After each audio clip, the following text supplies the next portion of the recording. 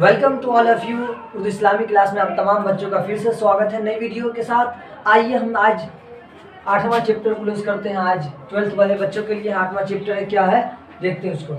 सबसे पहले है प्रॉमिस। ये प्रॉमिस क्या है? ये किसी अफसाना या किसी कहानी का एक नेम है ना, जिसके लिखने वाले हैं जिलानी बानो, है ना। ये लिखने वाले कौन है? जिलानी बानो। क्या लिखा है उन्होंने? प्रॉमिस।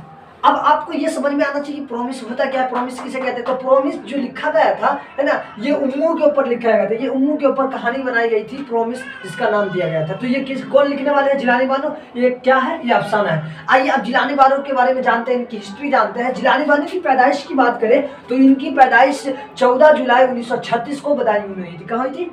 14 जुलाई 1936 को बदायूं में। बदायूं है कहाँ? ये उत्तर प्रदेश के अंदर है। समझ बात को।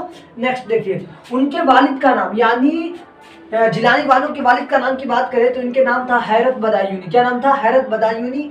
ये उर्दू और फारसी के शायर थे। कौन? हैरत बदायूनी। यानी जिलानी बानो के जो वालिद साहब थे, जो वालिद मोहतरम थे, ये उर्दू और फारसी के शायर थे। और शायर के साथ साथ ये एक आलिम दीन भी थी, जिनको अल्लाह तबारक व तआला दीन की दौलत दिया करता है। जिनको अल्लाह तबारक व तआला, है ना, कुरान और हदीस की तालीम दिया करता है, उसको हम आलिम दीन कहते हैं। तो ये जो अल्लामा हैरत बदायूनी एक आलिम दीन भी थे। समझ बात को। आइए आप इनकी तालीम की बात करें तो ये जिलानी बानो की जो तालीम थी वो एमए तक की तालीम थी। और उन्होंने बेशतर इम्तिहान जो पास किया ना, वो प्राइवेट से पास किया। यहाँ लिखा होगा कि उन्होंने बेशतर इम्तिहान जो पास किया उन्होंने प्राइवेट से किया था। शुरू में वो सबा बदायूं के नाम से जाना जाता थे, है ना। ये एक लेडी है, जिलानी बानो एक लेडीज है ना। तो वो पहले किस नाम से मशहूर थी? वो सबा के नाम से। देखिएगा कि जब कोई आदमी जब अपनी ज़िंदगी में जब उसके माँ बाप जिसका नाम रखते हैं वो ऐसे ही नाम के अंदर वो होता है। लेकिन जब वो ज़िंदगी में कुछ तरक्की कर जाए, है ना, कुछ आगे बढ़ जाए, तो वो अपने नाम को चेंज करके कुछ उस नाम के अंदर ऐड कर लेते हैं, या फिर अपने नाम को चेंज करके कोई और दूसरा नाम रख लेते हैं। तो पहले ज़िंदगी में उनके माँ बाप ने जो नाम रखा था वो सबा बदायूनी नाम रखा था। लेकिन जब उन्होंने अपनी ज़िंदगी के अंदर तरक्की किया तो उन्होंने नाम बदल के क्या रख लिया? वो नाम बदल के जिलानी बानो रख लिया, है ना। तो ये जिलानी बानो का पहले नाम जो क्या था वो सबा नाम था, है ना। सबा बदायूनी के नाम से ही शायर करते थे। अब इनकी किताब की मुलाजिमत की बात करें। मुलाजिम क्या होता है? मुलाजिम के मानी होता है नौकर, और मुलाजिमत के मानी होता है नौकरी। तो ये नौकरी कहाँ करते थे? हैदराबाद के अंदर करते थे। इनकी किताबें की बात करें, इन्होंने अपनी जिंदगी में बेशतर बहुत सारी किताबें लिखी, जिसमें रोशनी के मीनार है, नरवान, पराया घर, रात के मुसाफिर, सच के सिवा, है ना, उसके रोज का किस्सा, ये इनका अफसाना है। किसका? जिलानी बानो का। उसकी इनकी शादी की बात करें तो इनकी शादी हुई थी 1959 में। ये जिलानी बानो का किस्सा। लेकिन अब उम्मू के बारे में समझते क्या है,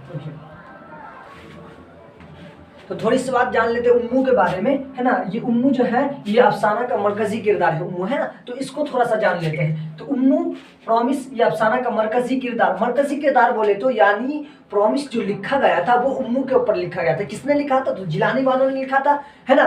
क्या लिखा गया था? तो प्रॉमिस क्या था? अब जानते हैं उम्मू की थोड़ी सी हिस्ट्री जानते हैं। उम्मू कौन थी, है ना। तो उम्मू को एक कैंसर की बीमारी हो गई थी। किसको? उम्मू को। और उम्मू अपने बेटे के से प्रॉमिस किया था। क्या प्रॉमिस किया था? कि जनाजे को कांधे देने के लिए, है ना। अपनी ज़िंदगी में हर इंसान की एक चाहत होती है, तो अपने मरने से पहले बच्चों को क्या करती है। तो उम्मू ने अपने बच्चों को कहा था मरने से पहले, है ना, कि बेटा जब हमको मर जाए तो तुम लोग दुनिया के कोई कोने में रहना, लेकिन कांधा देने के लिए चले आना। तो उन्होंने प्रॉमिस किया था। किसने? उनके बच्चों ने उसकी माँ से यानी उम्मू से प्रॉमिस किया था कि माँ मैं आपसे वादा करता हूँ, प्रॉमिस करता हूँ कि मैं आपके जनाजे को कांधा दे दिया। तो जिलानी बानो ने जब इसके किस्से को पढ़ा, जब इनके किस्से की तरफ मुतवज्जा हुआ, तो सबसे अच्छी बात उनकी लगी प्रॉमिस, और उन्होंने कहानी का नाम रख दिया प्रॉमिस। अब समझ में आ गया प्रॉमिस क्या है?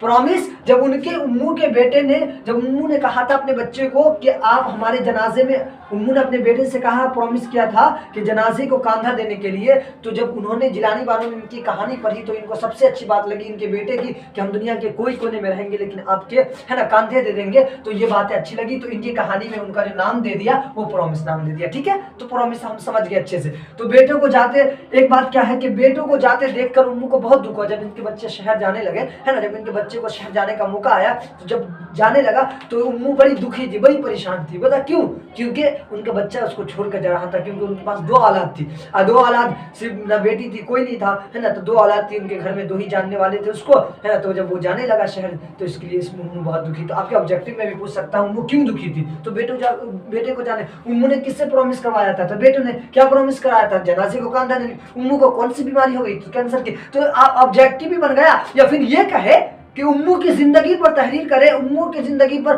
10 लफ्जों में बताएं, तब भी आप लिख सकते हैं, या किसी तरीके से ऑब्जेक्टिव बना के कुछ फिर भी पढ़ सकते हैं। ठीक है, आइए नेक्स्ट चैप्टर क्या है?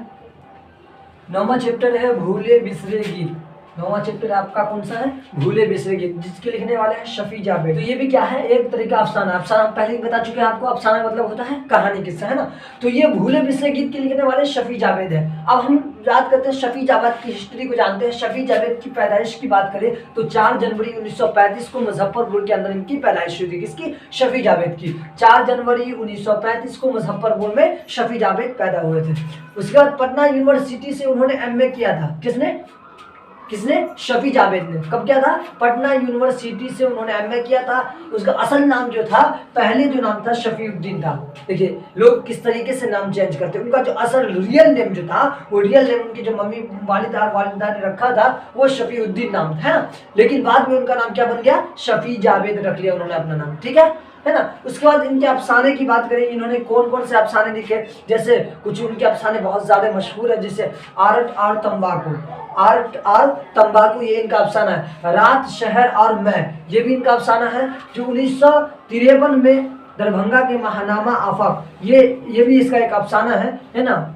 महानामा आफक जो 1953 में ये दरभंगा में शाये हुआ था। समझ रहे बात को? ये किसका लिखा हुआ? ये शफी जावेद का लिखा हुआ। इनके नज़म की बात करें, गंगा नदी की तहजीब, ये भी लिखा हुआ अफसाना, ये नज़म है। नज़म किसकी लिखी हुई? ये शफी जावेद की लिखी हुई नज़म है ना। सैयदा अजीज़ा अहमद, ये डॉक्टर अजीज़िल की मौत का वक्त करीब आ गया, उस बात को सुनकर ये डॉक्टर सन्नाटे में आ गए। ये एक दोस्त था शफी जावेद का, ये डॉक्टर अजीज़ अहमद जो है, डॉक्टर अजीज़ अहमद, ये इनके दोस्त थे, है ना। डॉक्टर जजील, है ना, डॉक्टर जजील नाम था उनका पूरा, है ना। तो मौत का वक्त करीब आ गया, इस बात को सुनकर ये ना हैरत में, सन्नाटे में आ गए डॉक्टर साहब, है ना।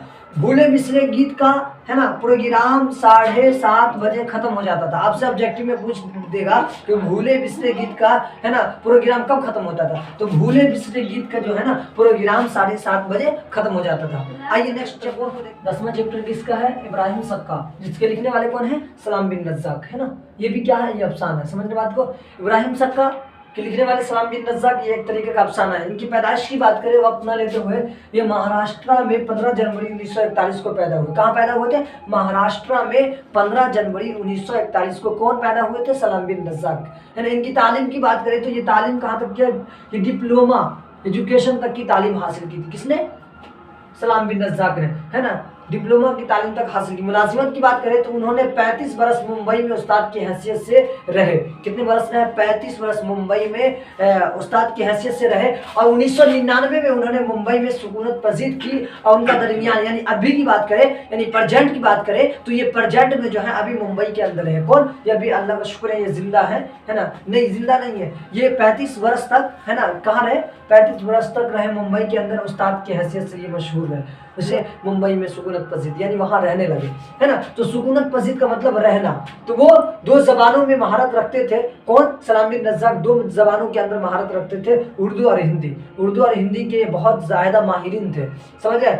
अफसाने की बात करें तो 1964 में इनका पहला अफसाना था तंगी। क्या है? गौर से देखिएगा, तंगी दोपहर का अफसाना। ये इनका पहला मजमुआ है जो 1964 में शाये हुआ था। दूसरे अफसाने की बात करें 1987 में शिकस्ता बुतों के दरमियान, ये 1987 के अंदर शाये हुआ था, शिकस्ता बुतों के दरमियान। उसके बाद बात करें 1904 में उसको इनाम मिला था, शिकस्ता बुतों पर ही इनाम। ये किताब इनकी इतनी फेमस हुई थी कि इनको शिकस्ता बुतों के दरमियान, ये जो किताब थी इनकी, ये इनको इनाम मिला था। कब? 2004 के अंदर, है ना। उसके बाद कामधनी, ये इसका हिंदी का अफसाना, हिंदी में लिखा गया अफसाना है कामधनी, है ना। उसका इनकी तालीम की बात करें तो ये तालीम, है ना, 3री तक हासिल किया था। बेदार खान देशमुख की बेटी से ये मोहब्बत करता था। कौन? ये सलाम बिन रज़्ज़ाक़, है ना। और ये इतना मोहब्बत में इतना ज़्यादा मशगूल रहे, ये अपनी प्यार मोहब्बत की कहानी को इतना फेमस किया कि उनकी जब मौत भी आई ना, तो उनकी मौत उनकी महबूबा की कब्र से लिपटने की वजह से हुई।